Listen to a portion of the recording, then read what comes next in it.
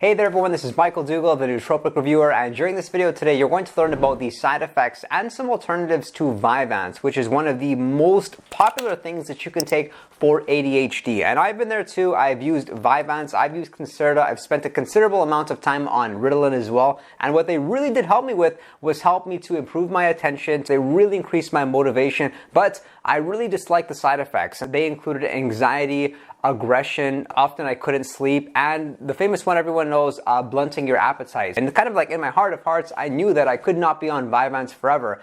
And maybe you can relate too. So the good news is that there are nootropic supplements that similarly may help to improve your focus. Because the longer that you're on something like Vyvanse, the harder it is to get off of it. And what I mean by that is very often people do experience withdrawals. That was the case for me. I'd used Vyvanse for several months, and once I took a 2-week break, I could definitely feel like lethargic, tired, even symptoms of depression. It wasn't a nice feeling at all, and that was a sign for me that I definitely had to discontinue my use of Vyvanse altogether. Yes, I could study faster. Yes, I could get more work done, but in the grand scheme of things, it just did not feel healthy. But of course, I will say to follow the recommendations of your general practitioner. I just simply want to share my experience and what I have found has worked for me and worked for others. And the very first alternative would be Phenylpiracetam. I'm using it twice a week, and Phenylpiracetam is really strong for not only physical energy, but mental energy. You'll find that you can sustain a really good level of focus through the day. And when you ingest Phenylpiracetam, within about an hour, you will just suddenly want to go for a run. That's how energized you get from taking it. And what I mean is that, like with Vyvanse, you take it once a day and it lasts the whole day, which is not like caffeine. It's not like most nootropic supplements out there. But fortunately with Phenylpiracetam,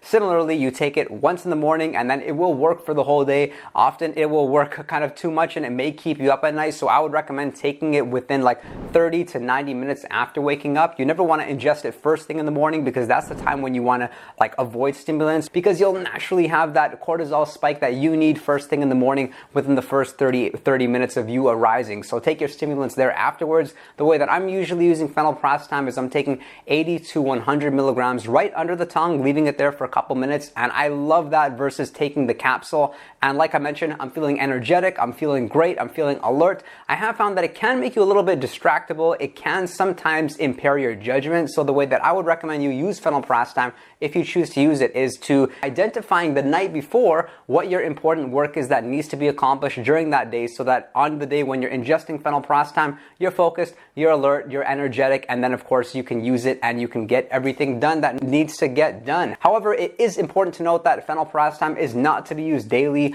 Perhaps you can consider taking it on one of those days when it's an especially stressful day. Maybe you have to travel, because you'll get the alertness, you'll get the energy, and it's really good in those scenarios where you are somewhat sleep deprived. And the second alternative or group of alternatives is by using caffeine, L-Tyrosine, and Alpha-GPC. And so with these three nootropics, you may want to decide if you want to use them once in the morning and then once again in the afternoon, because it will not last as long, of course, as Vyvanse will, but I can assure you that it feels very similar. You're going to get that increased motivation, that increased energy levels, that increased drive to get done what needs doing. And what caffeine is, of course, is a stimulant that's going to be responsible for alertness, for energy. And what I really like about L-Tyrosine is that it similarly does help with motivation. And people often find this phenomenon that when they use caffeine along with L-Tyrosine, it's like the caffeine makes L-Tyrosine feel even stronger, which is what we want, because ingesting too much caffeine can have negative side effects in itself.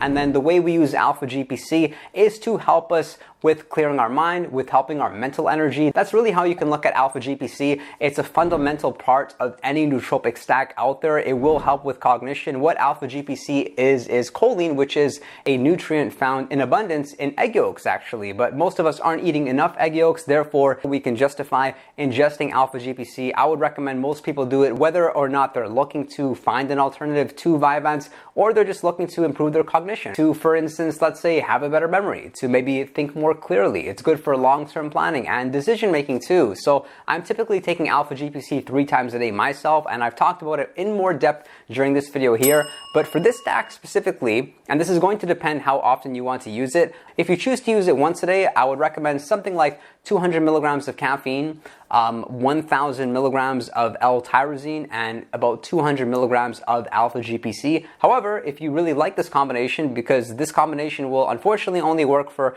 like 3 3 to 4 hours. That's typically how long we'll feel like the good effects of the caffeine before we experience any sort of crash, but you likely shouldn't experience too much of a crash with this amount of caffeine anyway. But if you use it twice a day, then I would recommend something along the lines of 100 milligrams of caffeine, 750 milligrams of L-Tyrosine, and 150 milligrams of Alpha-GPC. That's twice per day. And this is like a pretty clean stack. You'll find it free of side effects for the most part. If any, maybe they would be as a result of taking the caffeine, because when you ingest caffeine, you get that up, but then you also get that down. But because we're looking at pretty small amounts of caffeine, 100 milligrams to 200 milligrams, you likely shouldn't feel that bad. Maybe a little bit of brain fog, but if that is the case, I would recommend that you drink a whole lot of water, and that surely does help with the brain fog. And then alternative number 3 would be modafinil. Now, with modafinil, similarly to phenylpiracetam, you ingest it once in the morning. It will work throughout the whole course of the day. It may help with alertness. You won't get as much physical energy that you'll get with phenylpiracetam. However, with Vyvanse, unfortunately, you just want to get on a computer. You want things to be fast. You don't have the attention span for anything, and that's how modafinil feels. You will find yourself on your phone scrolling,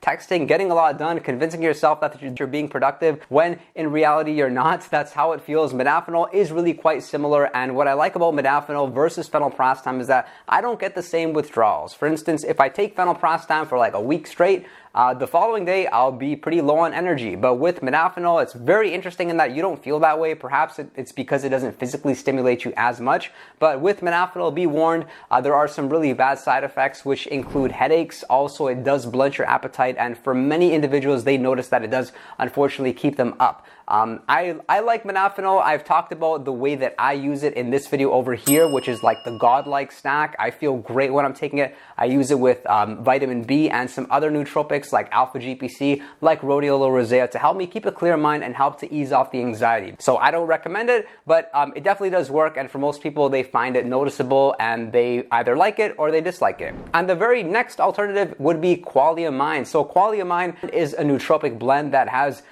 more than enough ingredients for you to be convinced that it's worth your money. They have put everything in this one product. It's incredible. But what I like most about Qualia Mind when I use it versus this snack when I use caffeine, Alpha-GPC, and L-Tyrosine is that it seems to work for a really long time. People often mention, Michael, I've tried Qualia Mind and I noticed it worked for 6-7 hours. I just had a great day, and that's why I'm going to continue using Qualia Mind, for instance. It really does happen, and there are some reasons for that. They have L-Dopa mecunipurians, which is responsible for increasing dopamine levels. They have a really good serving of vitamin B. It has ingredients like bacopa and rhodiola rosea, which are going to help you to fight off stress levels. So I've talked about Qualia Mind in depth throughout my videos because I sincerely feel it is the best nootropic blend out there. And even though I do know quite a bit about nootropics, I'm still using Qualia Mind when I'm traveling, for example, because of course I don't want to bring along all those bottles with me. And there are of course other nootropic blends out there, but they're just worse versions of Qualia Mind, to tell you the truth, because they are a little bit more affordable, but they won't have some of those key ingredients that are going to be responsible for you being focused, being motivated, and getting a lot done. And I really hope you did enjoy this video. Let me know your thoughts on this topic. What do you think of Vyvanse if you have already tried it? I do read all the comments and I'm looking forward to seeing them. If you are a new viewer, then be sure to subscribe. I of course appreciate your support. And if you'd like to chat with me one-on-one, you can do so over on Patreon. Send me a direct message, or on Instagram. I will get to it. And be sure to join us on Discord, where we have a 24/7 chat room. We're having a lot of fun and we're answering questions in a time-sensitive fashion. I appreciate your interest in nootropics, and I will look forward to seeing you all next time.